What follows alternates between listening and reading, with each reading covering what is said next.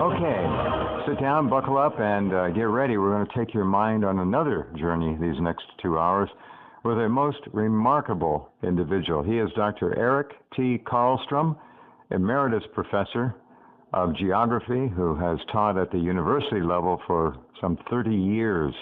He has a number of videos on YouTube, so I want you all to remember his name. You'll see it up there during the program tonight in guests, and you'll hear it enough. Eric Karlstrom is a man who doesn't mince words. He has begun to speak out on things that you're not supposed to talk about.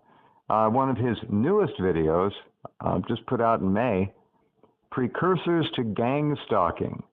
Now, you've all heard the term gang stalking somewhere or another. Probably most of us couldn't sit down and write a couple of paragraphs or even a couple of sentences about it, unless you've been listening to this program. Then you certainly could. But this is one of the topics we're going to discuss tonight. Another one has to do with 9/11 and the New World Order. You can find both of Dr. Karlstrom's websites right under his name in the guest section. And he is standing by now on Skype, abroad, as they say. We'll see how good the connection is, and hopefully it's not bad. Are you there, Dr. Karlstrom? Yes, I am, Jeff. It's good to be with you tonight. Thank you. Even across the great distances we are, that separate us, but modern technology allows us to have this conversation, and I'm very much looking forward to talking to somebody like yourself who actually has got quite a bit of knowledge and experience about this subject. Well, thank you. I have wondered where the future, if we have a future as a species. One day, somebody like myself may be interviewing somebody like yourself, and yourself might be on Mars. Who knows? I mean, those things are all possible, and they may be in the future if we can survive. And at this point in time, I think our future is rather questionable. It's rather questionable to me, at least. How does it look to you? Well, that's such a vast topic. It's only a 10-hour answer, but Yeah, I just have to have a certain optimism that, I do have a belief in a basic Christian worldview, and I do believe that the good guys win in the end, and that it's our job here to do our best with, what's in front of us. And, I retired from my teaching career about 5 years ago, but really kicked my research into new directions. I've got several websites. If you don't mind, I'll just rattle them off here. They're listed under your name, but please go ahead, Eric. Do that. Yeah. Yeah. Well, and these were websites. Two of them I had established well before I retired in 2011, and one was 911NWO.com. Another one was naturalclimatechange.us or naturalclimatechange.org. Out of the 911NWO.com site, a new site has morphed as of last fall, and that is gangstalkingmindcontrolcults.com. I think these operations are very much related. I think 9/11 and the man-caused global warming fraud are kind of foundational lies on which the New World Order hopes to establish itself and its power base. And I'm sure the New World Order doesn't appreciate people like myself who, go around trying to disprove these fairly blatant lies. And so the gang stalking thing is, a huge topic. I think we're dealing with the tip of a very, very huge iceberg that, we can call it other things. We can call it a revolution in military affairs, as the Pentagon did in the 90s. We can call it fourth generation warfare or irregular warfare or unconventional warfare. Asymmetrical warfare. Yeah. So what we're dealing with here is the national security establishment.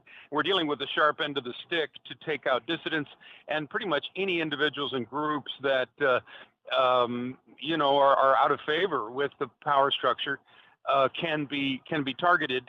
And then they're in this world of lies and spies and endless setups and actually being experimented on, apparently, with directed energy weapons. This is why we have a revolution in military affairs, because there's new weaponry. All this Tesla technology, is brand new This public doesn't know much about it. The military's 50 to 80 years ahead technologically. So we're talking, microwave weapons, radio frequencies, millimeter wave, acoustic weapons. We're talking lasers.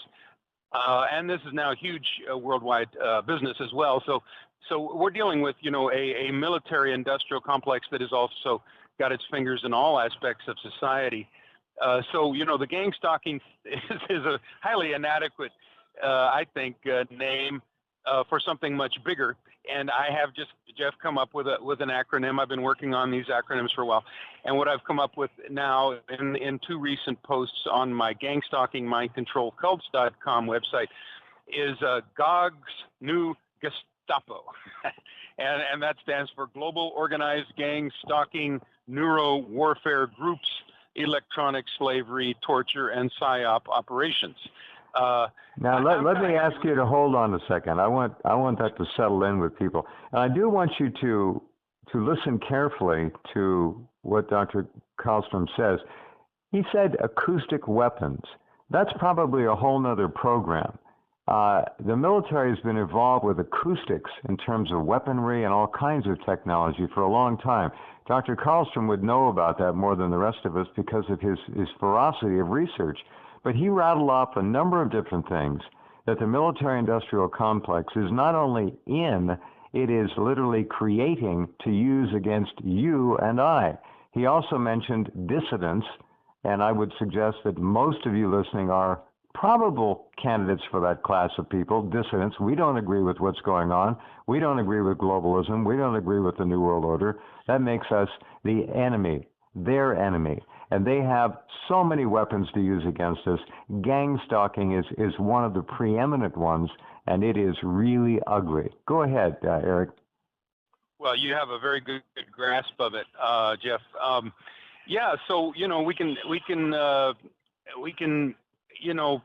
try to educate ourselves and each other about this. I never got a letter, from the Department of Defense saying, well, now you're on the terrorism watch list. And there's some 2 million that are, and unfortunately this is all classified, and you can't find out if you're on that list.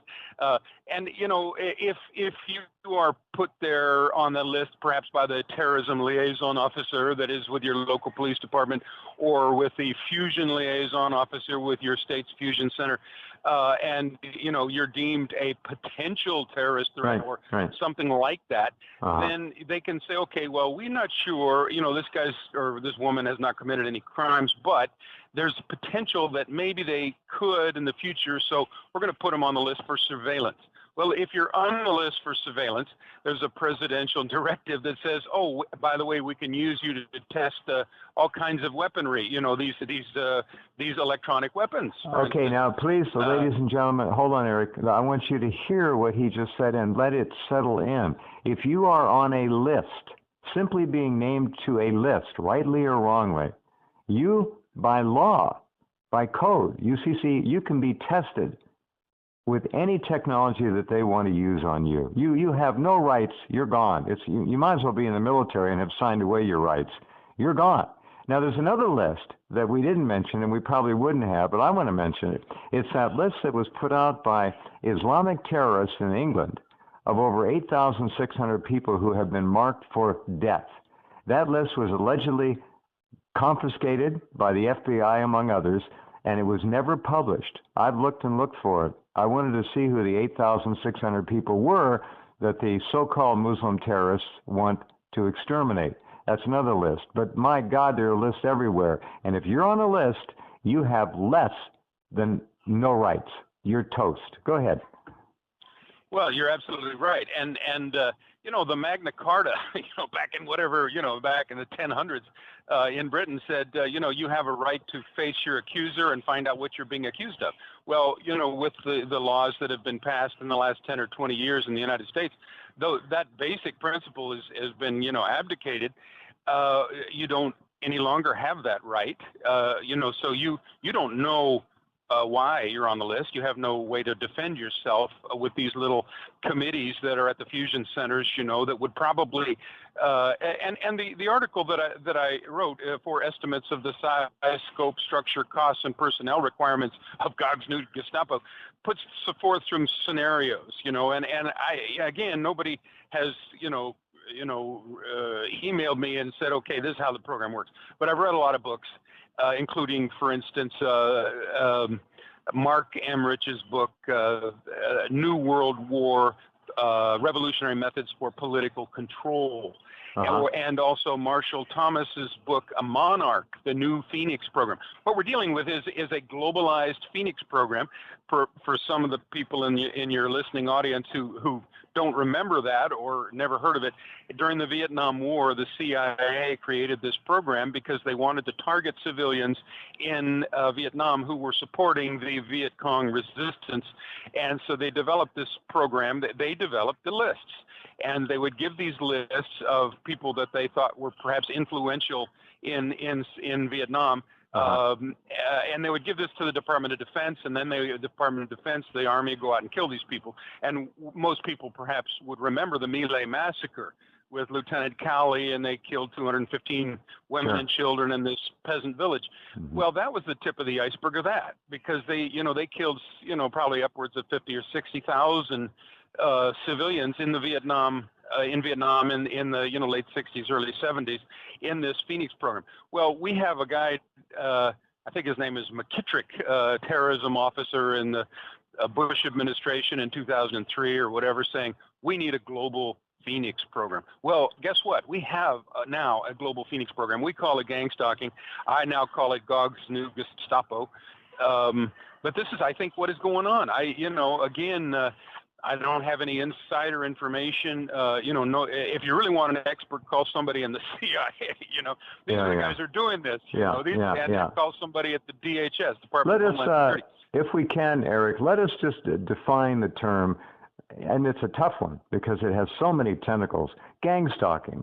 Now, that conjures up to our listeners who haven't any familiarity with it, the idea of a gang walking after you down the street or casing your home, watching you, observing you. And that's really not terribly far off the mark here. But what these gang stalking people do is attempt to psychologically destroy people with all kinds of tricks and technology. Go ahead. Right.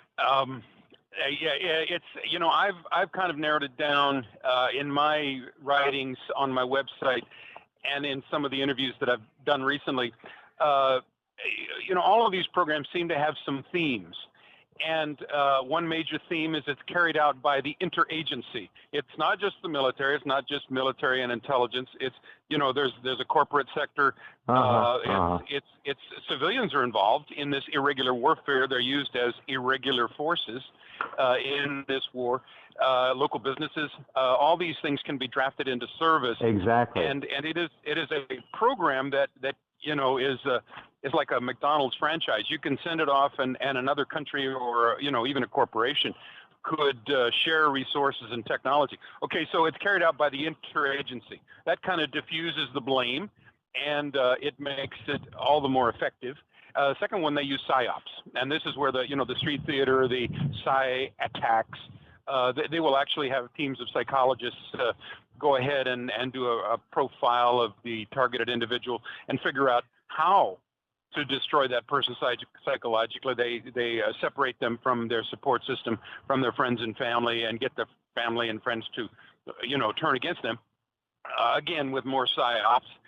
And so this is another phase, the psyops, and there's a long research on psyops.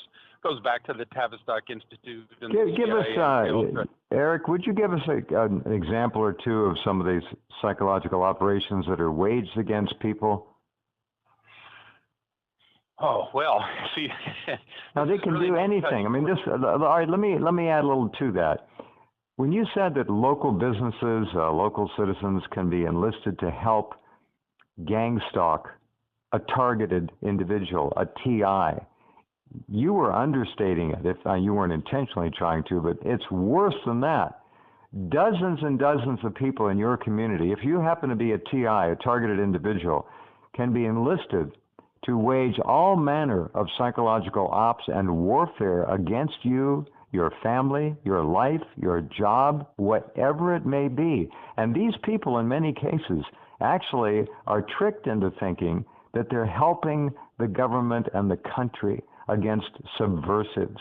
Now, that's not all of them, but that's part of the technique of pulling these people in.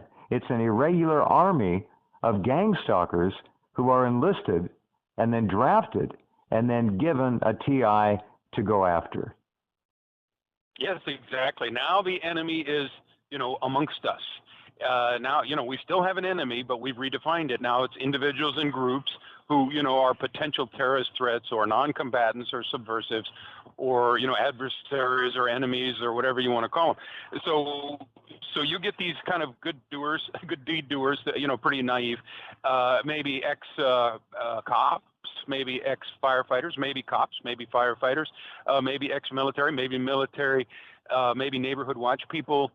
You That's get right. all, maybe local businesses, and you part of this whole process is they have teams that go out and they spread false rumors. Okay, this such and such a person is a psychopath, or excuse me, a pedophile or a prostitute or something like that, and then they get this person to be kind of or maybe a white supremacist or something like that, as I know I have been called. So they get the community, thinking you're the enemy, and then some of these people are paid part-time. That's right. They are paid, yeah. Because they're volunteering and think doing good work. Mm-hmm. This is actually in military doctrine. And, the Council on Foreign Relations article back in 1975 by Samuel P. Huntington said, yeah, we need civil military operations. Well, this is exactly what the East German Stasi police was all about, when they had 1 in 6 East German civilians helping the security forces to go after subversives. Isn't that incredible? That is just incredible. Yeah.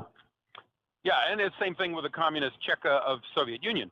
So these programs are characteristic of authoritarian, totalitarian states. Whether communist or fascist doesn't matter. It's totalitarian. Yeah.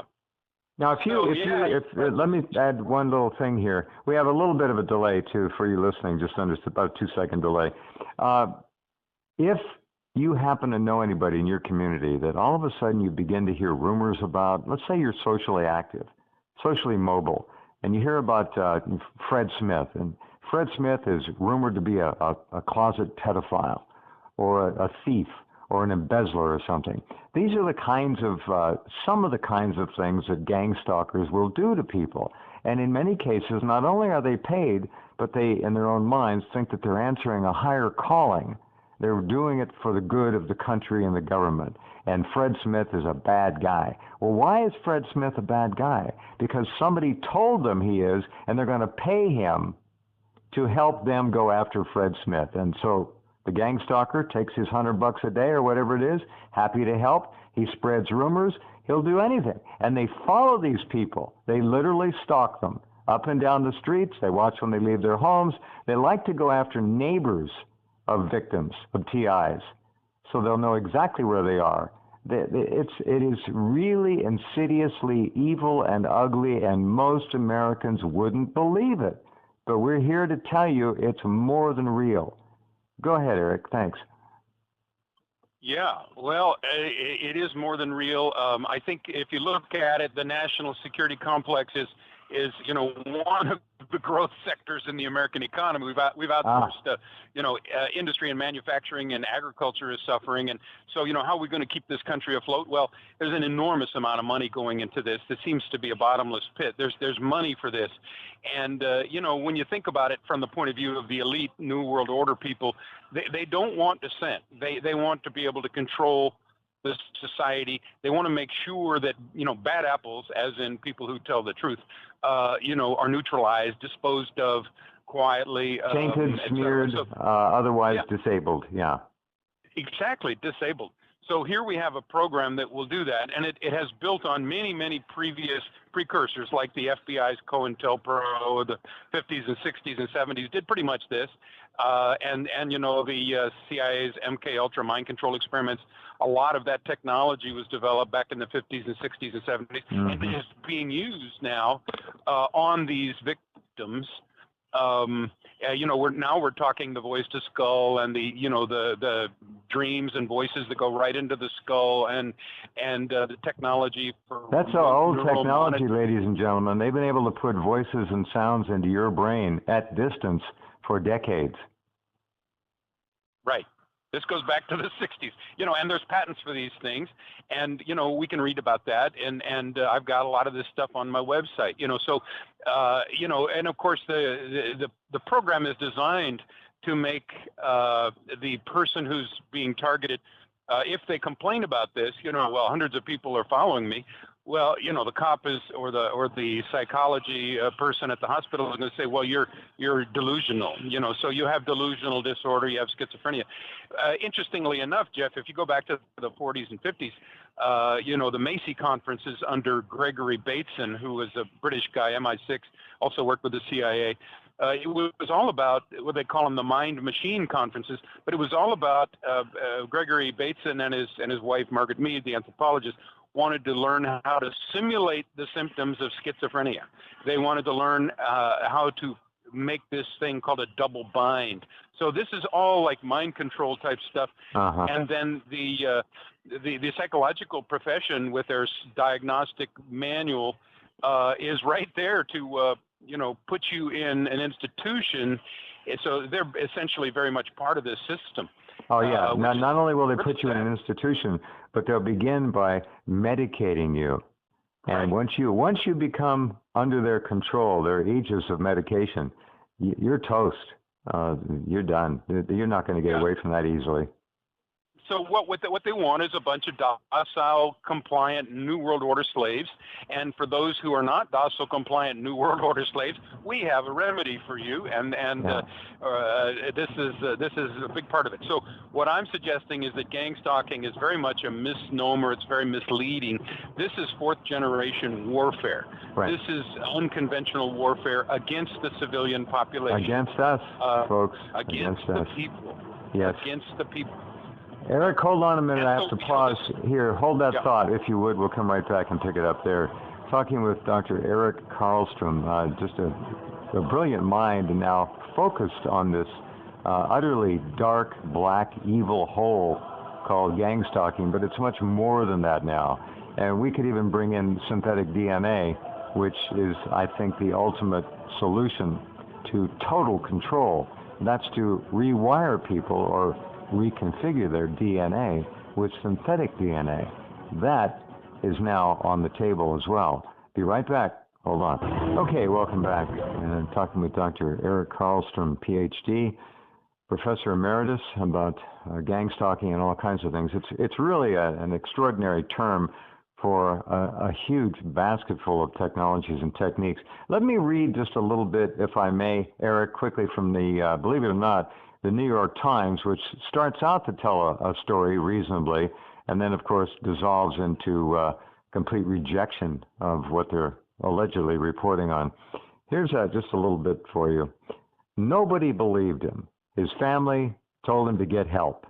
But Timothy Trespass, an out-of-work recording engineer in his early 40s, was sure he was being stalked, and not just by one person, but dozens of them. He would see the operatives, he said, disguised as ordinary people, lurking around his midtown Manhattan neighborhood. Sometimes they bumped into him and whispered nonsense into his ear, he said. "Now you see how it works?" they would sometimes say to him. At first, Mr. Trespass wondered if it was all in his head. Then he encountered a large community of like-minded people on the internet who called themselves targeted individuals, or TIs, who described going through precisely the same thing. The group was organized around the conviction that its members are victims of a sprawling conspiracy to harass thousands of everyday Americans with mind control weapons and armies of so-called gang stalkers. The goal, as one gang stalking website put it, is, quote, to destroy every aspect of a targeted individual's life. And then the New York Times goes on to say, a growing tribe of troubled minds. Mental health professionals say the narrative has taken hold among a group of people experiencing psychotic symptoms that have troubled the human mind since time immemorial. And it goes on downhill from there. But the opening was accurate, and that does tragically apply to God only knows how many people in this country who are they're on a list, they have no rights, they're being targeted, and all kinds of technology is used against them. Yeah, and in my article that I just posted, 4 estimates of the size, scope, structure, costs, and personnel requirements of Gog's new Gestapo, I estimate that maybe 1 in 1,000 is being targeted. That many? Well, that's just, I'm throwing it out there. I've heard other people throw out numbers like that. 2 million on the terrorist watch list in America, and maybe 2 or 3 million being targeted. Again, many to be taken down, many to be objects of experimentation for these new weapon systems. Families destroyed, individuals' lives destroyed, jobs destroyed. We have no rights, and those who are prosecuting this hideous attack have no conscience whatsoever. They are psychopaths. Well, yeah, and not to mention that this is treason against the U.S. Constitution and the American people. So let's bring that out. I mean, these people most of these people presumably have taken an oath of office, in politics and in the military to defend the Constitution, and they have shredded it, and they are shredding it by the moment. So this is, I think, what we have to keep our minds on is that, gang stalking is illegal, it's immoral, it's unconstitutional, it is a criminal felony in every state, and yet this is a massive global program. So we're dealing with a criminal syndicate here. You can call them by lots of names. Yeah, let me add one other thing, Eric, if I can. The idea of shootings, mass shootings and so forth, perpetrated by otherwise normal profiled people. They're just normal people. And they often say they have no memory of what they just did. They don't know what caused it. Here's 2 quick headlines. Gunman at Florida State spoke of being watched all the time. Gunman said electronic brain attacks drove him to violence, FBI says. See, these are the kinds of results of this issue that we're discussing. Yes. Yeah, it doesn't take too long to start to realize that the terrorists and the terrorist groups are the CIA and the U.S. government, and that terrorism, we have 1 in 20 million chance of being killed by a terrorist attack, statistically, which is the same as being killed by your TV set. Terrorism, in fact, is use of violence to obtain a political objective, and the Department of Defense has a statement in one of their documents that says. Terrorism is against international law, and it's official policy that we don't condone or use it. However, our enemies do use it, so therefore we use it. So we have this double speak right there, right in 2 sentences. So in fact, all these false flag terror attacks, including 9/11, are orchestrated by CIA, Mossad, etc., in order, again, to realize political objectives. And if you keep the population in fear and in ignorance, which is what they've managed to do, then they can get away with prosecuting all these wars in the Middle East, which have cost trillions of dollars, and also building up this global police state, which they've invested trillions of dollars in. So, it's all been very scripted by the Project for a New American Century documents, that think tank that gave the Bush administration their marching orders. So it's really not that hard to figure out who's behind this. And another post I have is, who and what are behind the New World Order's lies, terrorism, wars, and global organized stalking operations, a.k.a. Gog's Gestapo, or global organized gang stalking, blah, blah, blah. Uh-huh. So, the dots are all there to be connected. The information's there, but the same people that are doing this basically, own the media and run the country. So, American people are going to just have to, step up. and say, listen, this is our country and you're committing treason. And, you're not sanctioned, authorized to kill fellow Americans just because they're exercising their First Amendment rights of freedom of speech, for instance. That's what we have here. And the headlines go on and on and on. Here's another newspaper headline: United States of Paranoia. They see gangs of stalkers. You see how easy it is to really just completely disable this subject in the media. When you own the media, you own the mass mind of the public. The gang stalking thing is getting worse. I mentioned synthetic DNA. They now have the ability, and you probably have run across this already, to use viruses to put into the human body with vaccines, for example. The viruses then, of course, find the nearest cell to invade, and they get into that cell. But what that virus is carrying with it is new structured synthetic DNA, which has an ability to take its place on the chromosome and either kick another one out, another piece of DNA, or just basically crowd in there. And once it's in there, it begins to reconfigure immediately the individual. They can do anything to people. They say that they're using this now to create antibodies in people for a specific virus or a bacteria or whatever. But in point of fact, if they can cause the body with synthetic DNA to create antibodies, they can cause the body to do anything. They can cause the body to all of a sudden hate sports, beat their wives, pretend they're a Muslim, or whatever. The endless possibilities boggle the mind. Synthetic DNA, nanotech is the new frontier, and it's no longer a frontier. I think it's hometown stuff to a lot of these people now. Yeah. Well, yeah, let me just, Jeff, if you don't mind, I'll just finish those characteristics of gang stalking that I put together. Yeah, the interagency aspect, so, that diffuses the blame and really gets the whole society kind of mobilized to remove these cancerous cells of whatever, dissidents, truth tellers, whatever. And then the PSYOP aspect, which is a huge topic in and of itself. And it itself has been called a non-lethal weapon, NLW. And then also the use of electronic warfare, the directed energy weapons that I mentioned. And, again, this is the patents are all there over the last 60 years.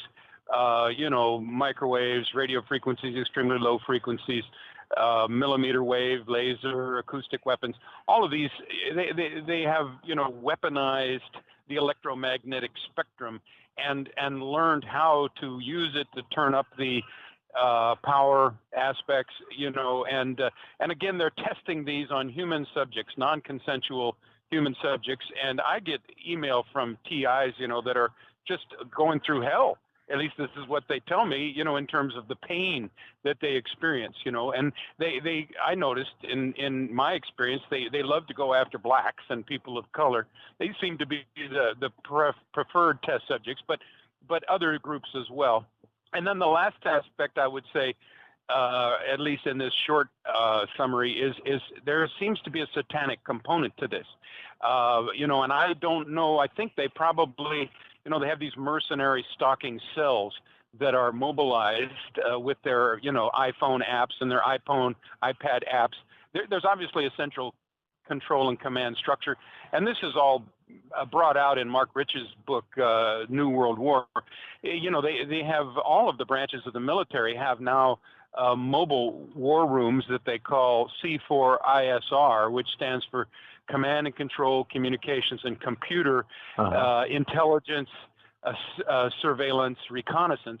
And with these can be mobile or stationary, or they can be virtual computer war rooms, in which now you have a commander who's got access to the location of the TIs, the geographic information grid, which is based on satellite data. They can apparently pick out where people are, and then their geographic information systems technology gives them multiple maps, so they can display this information in front of them, and then they can go ahead and mobilize the available surveillance role players, the people who are, the perps, and they can target the targets. Mm-hmm. So all very, very, very highly sophisticated stuff. It can be used in warfare, certainly in foreign countries.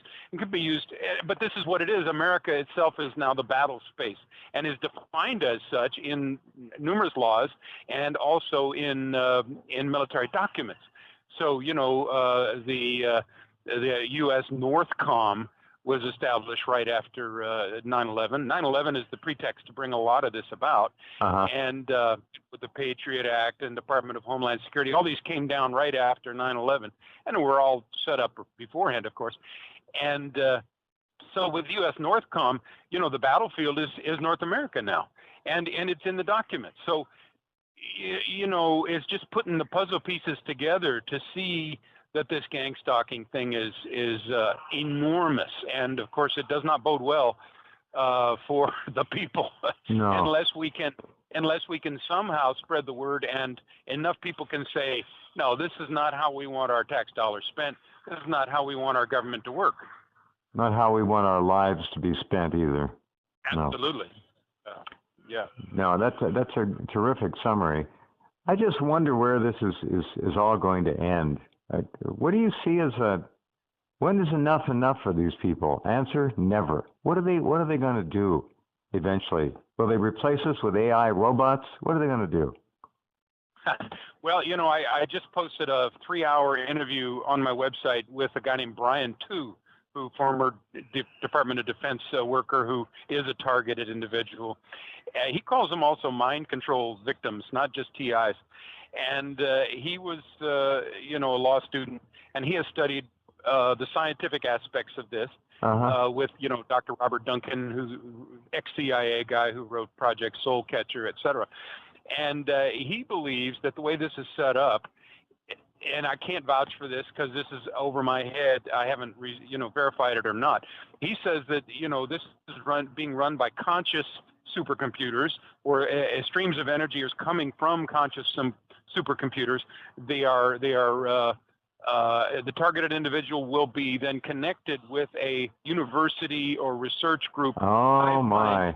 Yeah. And these hive mind teams will be headed by a clone who's probably a psychologist or a cognitive research guy, and there's a carrier frequency embedded in the electromagnetic radiation that's coming from the supercomputer to the mind. Get this, of the TI, and the carrier frequency then is directly compatible with the EEG or electroencephalogram fingerprint of that person's brain. And this allows then the clone or the leader of the hive mind team to inject his thoughts directly into the mind of the TI. So this is how he says he thinks it works. And I can't say it does or it doesn't, but it does make sense. And he's saying that what they want to do with this technology, they want to measure and map all responses of an individual to the incredible trauma that they're producing with all these setups. This is all very, very negative, hostile type stuff. And they, according to Brian too, they need this to get the information they want about the intellect, the will, and the emotions of the targeted individual, which then gets downloaded somehow on this supercomputer. And now, I guess that individual's soul could be captured. You could say the soul is the intellect, the will, and the emotions, and then put on a chip. And then once they get the bionics worked out, so that they can live forever through a fake body, now they've got immortality.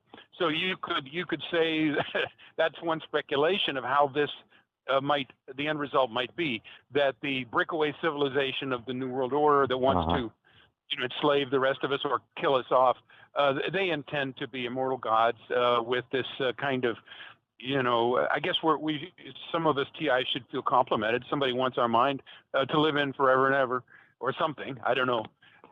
They could also take that chip and once they've downloaded everything, augment it, tweak it, put it in anybody, and turn them into you, for example. It could be a clone of, not a physical, but a mental clone of Dr. Eric Karlstrom. Now, you mentioned, not directly, but indirectly, that you are a TI. Do we want to talk about that at all?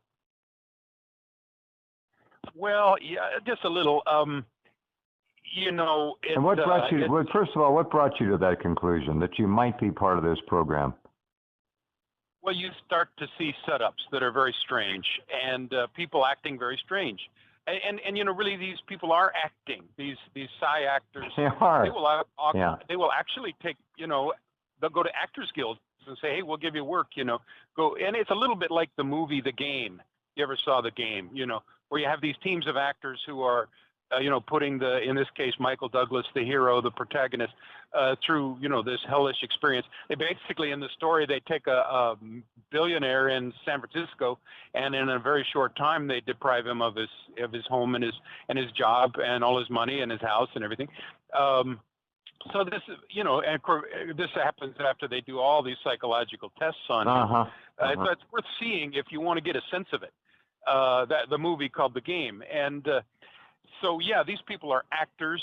They're acting, and when you start noticing that human behavior, the behavior of humans around you has shifted. I believe most people are good. You'll get a smile or something genuine. With these guys, they hardly ever look at you in the eye. They often sneer in a very foul way. So about 2013, I started realizing that things had shifted a little bit in that regard, and I started noticing. And then once I did some research, I realized that, probably I've been in the program for longer than just the last 3 or 4 years. If you go back to, 2006 or so, I was hit by all kinds of really crazy symptoms at once that I checked myself into the emergency room thinking I was having a heart attack or a stroke. And, the 4 doctors checked me out, said my heart was fine, but maybe it was a trans-ischemic attack, but they didn't know what it was. Well, I think now it was probably ultrasound. I was violently nauseous, and the room was spinning at 1,000 miles per hour. And, sure. It was very strange. They have beam weapons of many different stripes now that they can create these. Carried in a little mobile suitcase. These could be in the car behind you. Could be in the half a block away. Could be the person standing next to you. That's exactly right. Right. So yeah, I would say I've had enough experience with this to have a sense of it. I do get the sense by talking to other TIs that a lot of people have it a lot worse than me right now. But who knows exactly what the individual scripts are for us? But I do think that it's very important to expose this. I think that's really the only solution, Jeff. This is rank, hideous evil, is what it is, being perpetrated by people who really have no soul. In my view, I don't know how you could do this and call yourself a human being. Doesn't make any sense to me. None. Well, I agree totally. It is extremely evil. I think most people don't, are off put. They don't have anything to compare this with. That's right. In 2012, I was working on a series of articles about my hometown, Crestone Baca, Colorado. It was called Crestone Baca, the Vatican City of the New World Order, which is a whole nother show, Jeff. But I spent the year 2012 researching mind control, MK Ultra and related programs. And that article's on my websites, 911nwo.com and gangstalkingmindcontrol.cults.com. And it was like going into the ninth circle of hell to realize what had been done back in the, this comes from the Nazi concentration camps. It was brought into America, the CIA, by Project Paperclip, the Nazi scientists. And, it goes back to the Illuminati and the Egyptian Book of the Dead and how you split personalities into dissociative identity disorder and subalters and mental structures. And it's unimaginably evil that human beings would do this to their kids or to someone else's kids. But the fact is that people do this to their kids and other people's kids. And this then is, this gang stalking is the modern application of what I researched in 2012. When I put it down in 2012, I really didn't know what was going on now. Now I know what's going on now. What's going on now is this Gog's new Gestapo, which uses all that MK Ultra mind control stuff. Yeah. This whole subject, we've barely touched upon. And I hope all of you listening, we're going to take a break here and come back another hour to go with Eric. But I hope all of you will go look at his videos, go to his websites. You can learn a lot. He has put himself on the line for all of us coming on this program tonight, talking about things that they don't want us to know about. They're doing it. Imagine if we all were living in an enormous petri dish and some hideously ugly scientists were peering down at us, tweaking us genetically, tweaking our emotions, tweaking everything about us. That's really the case. That's what's happening to an awful lot of people in this country. We are living guinea pigs. Pretty damned ugly. Hold on, Eric. We'll come right back. Another hour to go. Okay, welcome back. Talking with Dr. Eric Karlstrom, PhD, Professor Emeritus. This is an opportunity for all of you, again, through the courtesy of Dr. Karlstrom this time, to walk through a door and look around and study things that ordinarily you probably would never get to.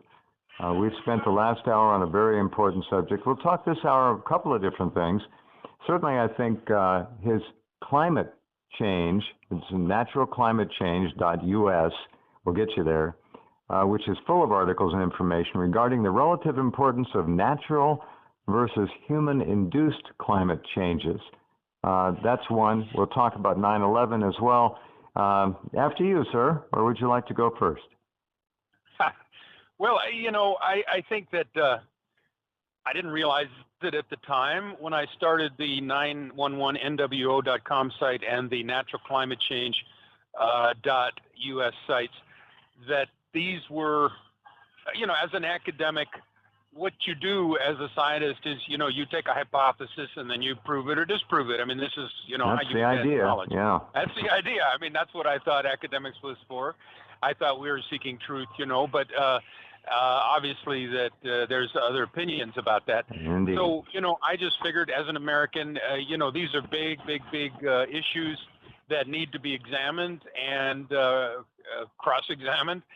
And actually, it doesn't take very long to look at either of these to see that they are foundational lies, as I said earlier, in the New World Order game plan. I didn't realize that when I started these sites, but it has become increasingly clear.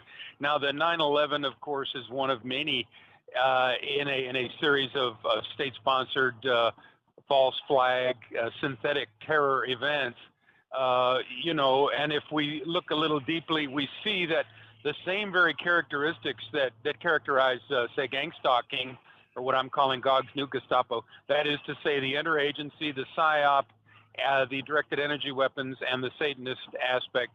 These are very characteristics of what I'm calling Operation 9/11. And I can go through that and talk about each one of those. But, and maybe that's a good place to start since we are on this topic. Sure, this is a sure. I think one thing that just I want to underscore by way of a very brief, tiny preface is that the word Satanism applies here. It's involved with all of it. It's all there somewhere. Right. Absolutely. And I think even if we just go through this exercise briefly, we'll see that the same pattern is established in Operation 9/11, as well as even the Kennedy assassination. We can go through that too. These are kind of the fingerprints of the New World Order, invisible government, whatever you want to call it. I call them Zion-Nazis. But that works perfectly. Yeah. I call them Judeo-Masonic Satanists. And even better. There's so much evidence for that. But let's go through these characteristics. First, the interagency. Now, of course, the myth, the official story is that, Osama bin Laden, ex-CIA operative whose name was Tim Osmond when he worked for the CIA, and 19 Saudi goat herders somehow ruled the greatest military and intelligence system in the history of the world, with box cutters and things like that. Well, of course, this is so preposterous, it's an insult to our intelligence. And in 2002, I wrote an article that got on the internet. It was called Reflections on the Origins of 9/11, 3 Scenarios. And that could have marked me, Jeff, for being a TI, because it got around the world. And in 60 pages, basically, I demolished that the government cover story, which itself, of course, is a conspiracy theory. It's an outrageous conspiracy theory. There's no truth to it. Indeed. But in fact, it's an insulting conspiracy theory. But if we look deeper, and of course, there's been a 9/11 truth movement that's had lots of problems, but also produced lots of good results since then. And Webster Tarpley has a 5th edition of his book, 9/11 Synthetic Terror Made in the USA, in which he documents from newspaper articles that there were 55 drills going on the day of 9/11 and leading up to it in the 2 years prior, that involved all kinds of agencies, like the U.S. Air Force was a main lead agency, UN, NORAD, the New York Fire Department, New York Police Department, and he names these 55 agencies. Okay, all of them are doing drills that mimic every aspect of the Operation 9/11, and then on the day of the event, of course, these drills flipped live. And this is how they do it. This is how they did it with the 7/7 bombing in London.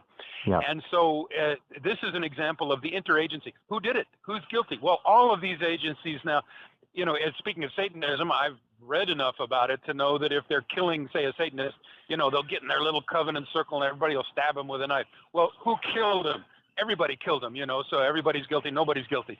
It's like that with these operations. You have the interagency, it diffuses the blame. And okay, so then the second aspect, trauma-based mind control, the whole thing was based on Tavistock principles of applying trauma-based mind control to the masses. So now we're going to watch those buildings come down over and over again. And the goal then is to get the American public and the world's population to be so traumatized that they dissociate. And they briefly, kind of lose their ability to think and reason. And then quickly the authority figure, in this case, George W. Bush, comes along and says, that's all right, kids, everything's going to be fine. Go back shopping, please, And that's exactly how trauma-based mind control works. And so this was all, just like the Kennedy thing, it's all based on Tavistock principles of applying the principles of trauma-based mind control to the masses. Okay, so that's number 2, the PSYOP aspect. And number 3, the directed energy weapons. Well, Dr. Judy Wood came along in about 2006 and 7 and kind of blew the whole 911 movement in a new direction when she, as a lady with a PhD in materials engineering and physics interferometry, which is how wavelengths of energy interfere with each other, and she analyzed over 10,000 high-quality photos from all angles of, ground zero, and she came up with the explanation that, okay, a new form of weaponry was used. Well, here we are, the revolution in military affairs, the Tesla technology. And, so she kind of showed that it wasn't so much a new Pearl Harbor, which the PNAC documents actually called for. It was a new Hiroshima in the sense that a new weapon system was demonstrated to the world. And of course, intelligence agencies around the world would have noticed this, and it would have been a warning to all other nations, hey, look what we got. We can take anything down anytime, anywhere with this new technology, this Tesla technology, these directed energy weapons. And so I think that this is, there's been a lot of debate about whether mini nukes were used or whether it was, in the building bombs, and nanothermite and all this stuff. And that actually stalled out the 911 truth movement for about 5 years, people calling each other names and stuff. But basically, it could be all of those, again, because Pentagon is 50 years, 80 years ahead of us. But I think directed energy weapons were used. Well, what was Eric, which building was left essentially standing? But and Judy was on the program a couple times. Her book is remarkable to go through. And it had an enormous hole right down through the top of it. And yet the outer perimeter of the building was still standing. I forget the number of it. You know what I mean. Yeah, I think it's Building 6, but I'm not sure about that. Yeah. I know the photos you're talking about. I've got them on my 911nwo.com website. Yeah. And, it looks like, a laser came down from space. It looks exactly like that. Yeah. Yeah, in a big round circle. And so now you've got 8 stories of a sheer, almost a sheer cliff cutting down through 8 stories of building. It's a most remarkable thing. Now, Tesla, was a genius from Serbia. who lived and invented, he invented alternating current, AC electricity. He invented wireless. He invented the radio, of course, wireless. Yep, radio, exactly. Marconi got the patent, but it was proven later that Tesla did the work. So anyway, he was a profound genius who wanted to use this energy, basically free energy, to help mankind. And they actually put up a Wardenclyffe tower in Manhattan, of all places, around the time of World War I. And they had built the thing, and his backer was J.P. Morgan, who was known as being the richest American, in the country at that time, buying all this war materials. And but then J.P. Morgan pulled the funding and said, "Hey, if it's free, where can I meter it? I don't want free energy." That's so right. they dismantled it. And but anyway, Tesla had invented what he called the death ray back in early 1900s, and he described it as able to basically disintegrate an airplane engine from 250 miles away, amongst other things. And so I think it's some version of that. And of course, when he died, he was probably killed during World War II. The night before, he intended to talk to FDR, the president, and try to get him to use these weapons to finish the war. He died very suddenly, and then of course the intelligence agents went to his apartment, and they vacuumed the hotel room out. They took all of his papers. Yeah, and since then they've been weaponizing Tesla technology. That's the short story. Right. And now we call it directed energy weapons or electronic weapons, but they've been testing these. So this, and if you go back to the Kennedy assassination, there's a book that's come out, Were We Controlled, by Lincoln Lawrence. It came out in '67, shortly after the assassination, and he has an hypothesis that what was used there was RHIC EDIM, or radio hypnotic intracerebral control electronic dissolution of memory, which the CIA had already developed and perfected in 1963. Wow. So they would be able to then hypnotize somebody from a distance with radio frequencies so that they would perform an act, and then they would erase that memory with the EDIM, the electronic dissolution of memory. So this technology's been around since the Kennedy assassination. And then if we go to the very last of these four, the Satanism aspect, there's a book that's by J.K. Bain called The Most Dangerous Book in the World, 9/11 as Mass Ritual. And he talks about all the, Masonic symbology that's used in the numerology and everything. It's a long book, and I've read it, and I've got a couple articles about that on my website. And then there's the images of Satan's face in the smoke, in the towers. And oh, yeah. Was that Photoshopped? Was that not Photoshopped? All this stuff. But there's a lot of satanic imagery that's available on this. You think Eric, you think the door is still open on that image, that it might have been a legit photo? Yeah, the jury's out on that. I it's think still, huh? Yeah. Well, you've interviewed Tex Mars, and I think we're fans of Tex. And he came out, very shortly after 9/11 saying this is a satanic ritual and a Masonic satanic ritual. And I've got that CD, that Power of Prophecy program, and he really nailed it from a, spiritual, satanic, biblical side. Is remarkable to me, remarkable. But then he'd been studying all this, and he's very well versed in that. He is. And of course, I never even thought this was remotely possible until a couple of years ago. But anyway, so it seems like the satanic aspect is part of this. It's like a fingerprint of these kinds of operations. This is who we're dealing with. We're dealing with the Judeo-Masonic Satanists who rule the world through finance and secret societies, basically. Right. I like that term. Judeo-satanic. Yeah, Judeo-Masonic satanic. And of course, Masons is a Gentile front. The Masons are always in there. And it's another label that people don't understand. But Judeo-Masonic Satanists. It's based on the Jewish Kabbalah, which is the Babylonian system of black magic. I have the quote from. Did you see the Trump quote about him studying the Kabbalah? Oh, great. No. Oh yeah, I'll see if I can find it. Well, that does not bode well for us. No. The Kabbalah is, it's satanic black magic, is what it is.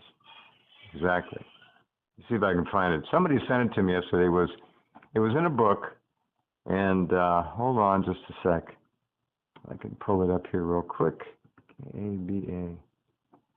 Kabblah. Let's see if it comes up. No, it doesn't come up, of course. I'll find it. Go ahead. Yes, so these four aspects are in 9/11, and this is then one of a whole series of false flag attacks. Now, again, it doesn't take a genius to see that this is all pre-scripted and planned for George W. Bush, who, the election was stolen for him in 2000 by the same group. Right. This is brought out by Barbara Honegger in some of her talks.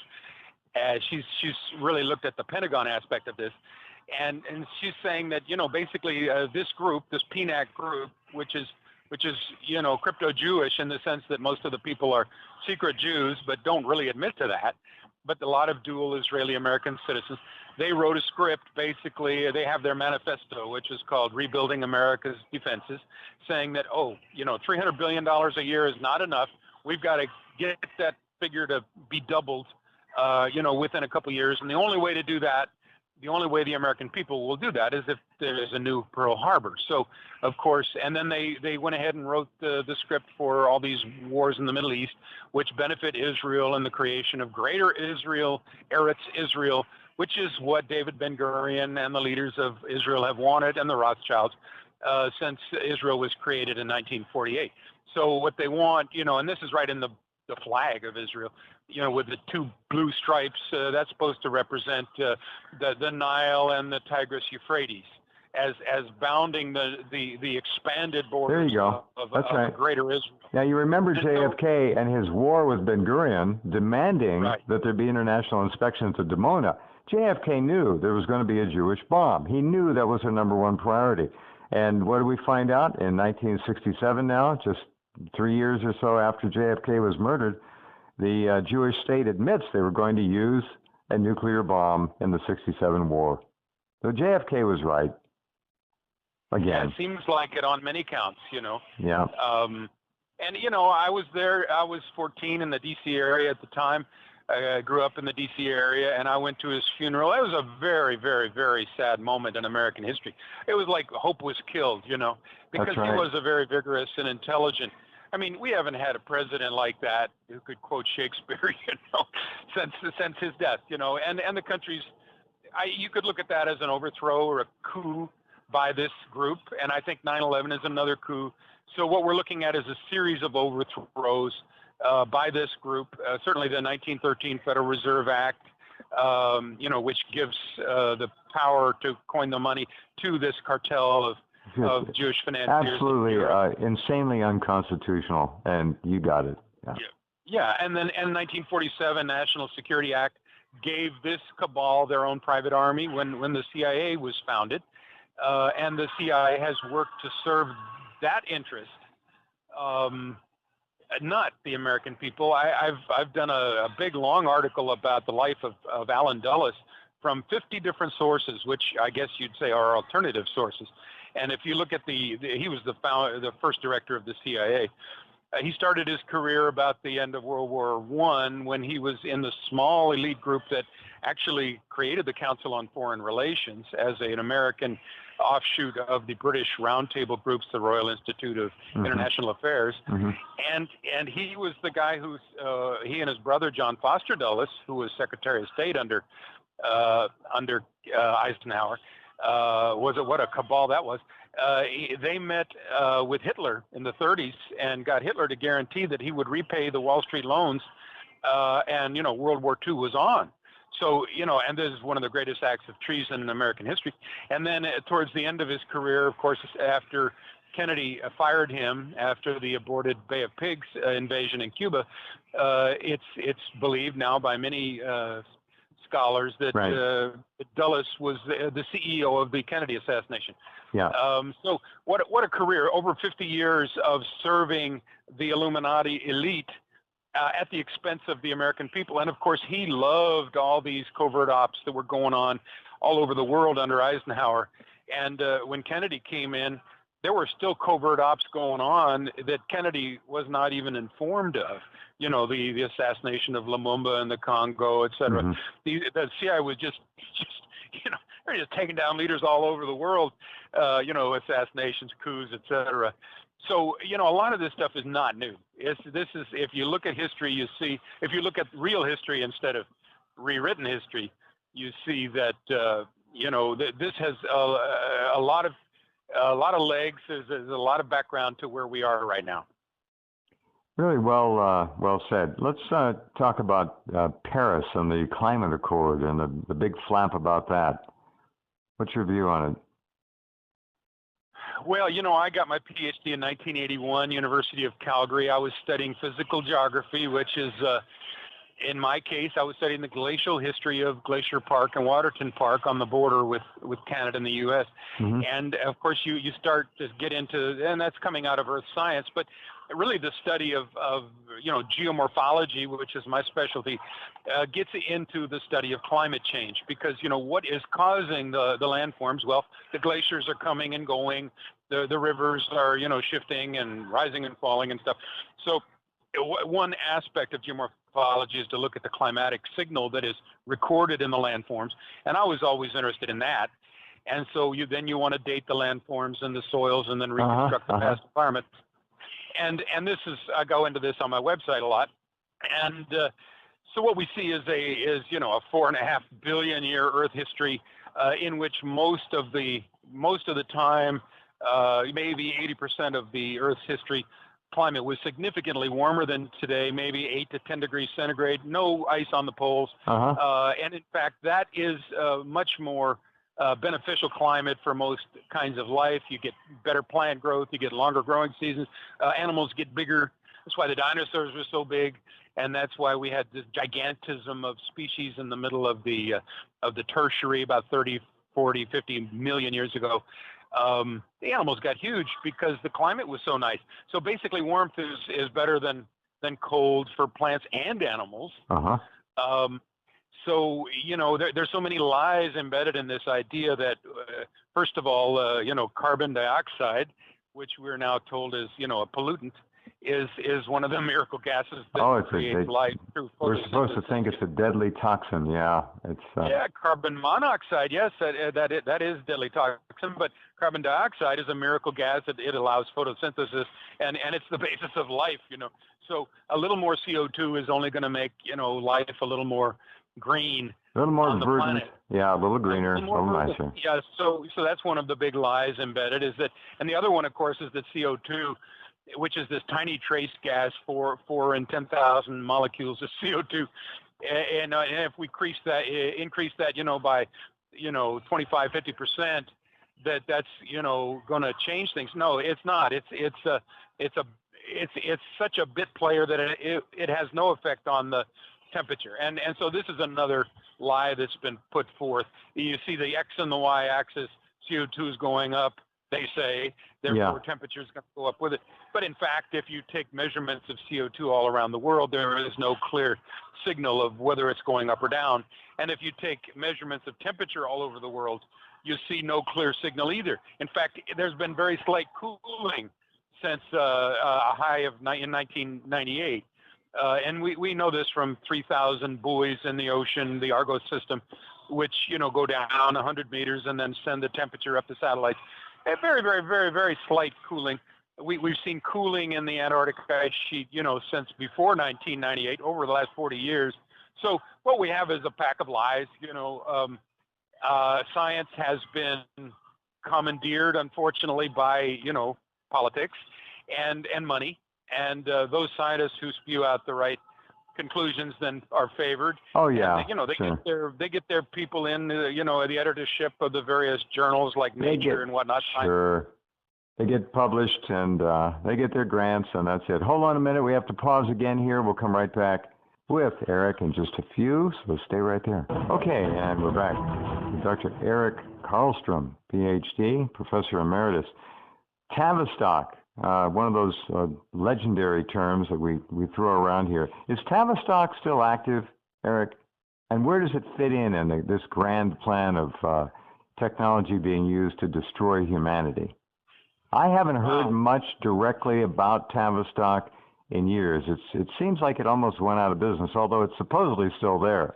Well, you know where the 7/7 London bombing occurred? Right outside. Right there in Tavistock. Yeah. Well, you know, Tavistock started right at World War I. Sir John Rawlings Rees was Brigadier General of the British Psychological Warfare Division. He brought on Sigmund Freud. They started studying shell-shocked soldiers from World War I. Now we would call it post-traumatic stress syndrome, not to heal them, but to figure out, you know, what it was that caused them to become, you know, shell-shocked.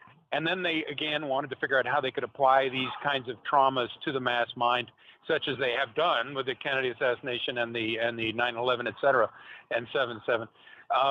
And, you know, back in the 30s, guys like Kurt Lewin, who's kind of one of the associated with the Frankfurt School a Jew out of Germany. So much of this is Jews coming out of Germany.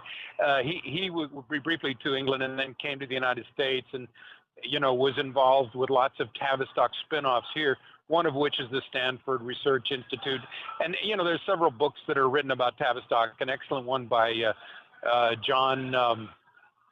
Dr. John Coleman, who was a PhD political science and also MI6, which is, you know, the British Secret Service. John was a good friend of mine. He's in his 90s now. He was on the program here many, many times. And very impressive guy, and very impressive book. And it traces all the threads from Tavistock into this country with all the different institutions, you know, like MIT.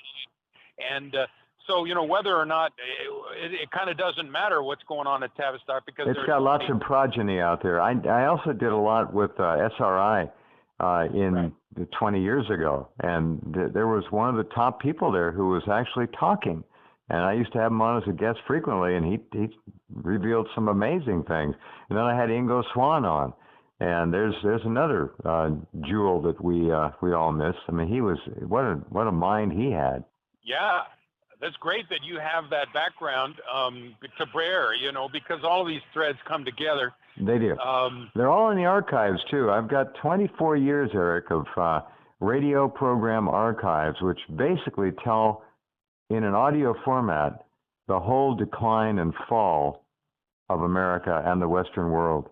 It's a remarkable thing. Those people are all in the archives. You can go listen to them anytime you want if you've got a simple little membership. And I knew in the beginning I was to somehow record and keep these programs.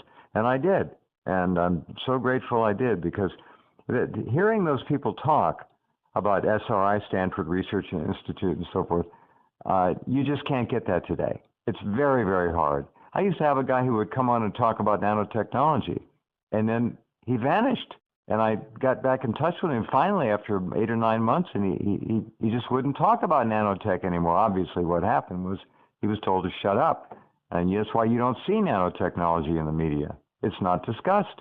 They're using constantly now nanotech things technologically. They're pushing always the envelope to develop more. As you say, 60 to 80 years ahead of us? Sure, I believe it. No problem. Yeah, you know, the nanotech, the smart dust, maybe one of the components that's coming from the aerial spraying that we call, chemtrails or whatever. And then it would be in all of our bodies. And according to at least this guy, Brian Tu, whose interview I mentioned earlier in our last interview, you know, he believes that this smart dust can get in your body and then kind of coagulate somehow into some kind of a sensing device that, you know, they can track you with. So that well could be the case. And all of us, of course, are subject to this kind of smart dust, I guess. I concur. I have no problem with that theory at all. None. Yeah. Well, you know, and yeah, all of this stuff is very, very strange. It does look like the the intention is to take humanity down or radically alter it. Okay, let's we got 10 minutes or so left. Let's step toward that final frontier. What are these people up to? What do they want to do? Do they want to, with synthetic DNA, restructure us and turn us into a servant class, eradicate 80 or 90% of the mass of the populace here as being absolutely useless eaters? Do they want to eventually replace us? Will we be replaced by AI? It certainly looks like there's nothing to stop it. There are some people now who are sounding the alarm, saying we've got to put blocks on this program, or it's going to run away. AI. So I mean, we've got all these future potentials, and where it's going to go, I don't know. I just wish that if there was some off-planet help, I wish it would get here, because I don't think we're going to self-regulate in any way, shape, or form for the betterment of this species of ours. Yeah, you're really in a better position to answer that question than I am, I think, Jeff, with all the, perspectives that you have accumulated over the years. My own research suggests, and I listen a lot to Tex Mars of Power Prophecy. Tex is great. He's on every month. He's a great man. Brilliant man. He is a great man, and he's done a lot of research on the New Age cults. He's done a lot of research on the robotics. He's done a lot of research on Judaism, and his recent book, Holy Serpent of the Jews, the Rabbi's Plan. Tremendous book. He has a new book about robotics as well. We did a couple programs on that. Stunning research. Yeah. And your interview was great. I just listened to it last week. Oh, nice. Yeah, it was great. In fact, and you were right there with him on this stuff.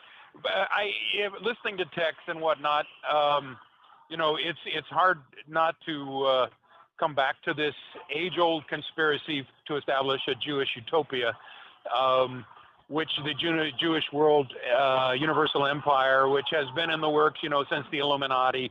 In 1776, May 1st, Adam Weishaupt, the Rothschild family, established this plan to destroy governments, destroy the monarchy, destroy nations, destroy the family, destroy religions, destroy private property, so that there would be nothing standing in the way then of this, Jewish takeover, and then all the material wealth of the world would be in the hands of the Jews. There's so many statements, to that effect that it's kind of hard to ignore. Obviously, there's complexity added to the system, but it does seem like, then you go to Ray Kurzweil, and he's been around, another Jew, talking for, since the 60s about the singularity and how computers are going to take over. Right. And, in their, Kabbalah and Talmud, it says when our Messiah comes, every Jew will have 2,800 Gentile slaves. And, and then you go back to Deuteronomy, and God says, go into this, area, this nation, and those who will not serve you, kill them all, And obviously they're serving this very, very nasty God that favors them, and it isn't mine. Gonna get, that's for sure. It's not mine. Yeah, obviously, and of course Satan. Text says it's Satan, and it does seem to make sense. So evidently there is, such an entity, and evidently people get some short-term power from aligning themselves with that. That's right. And so it looks to me like a satanic kingdom is being built. It's the kingdom of the Antichrist. It does look like that. The biblical prophecy does seem to be valid. And so then the question is, well, what's our responsibility? And my feeling is pretty much expressed by a short essay by what's his name, Paul Craig Roberts. Truth is my country. Truth is my country. And I've heard, it's like, I want to be in a country where people tell the truth. We're in a country where it's run by cover stories of intelligence agencies and Jewish fables like, man caused global warming and 9/11. We've got to come back and find the truth, I really admire your intellectual strength and wisdom. You're just nailing it, one after another.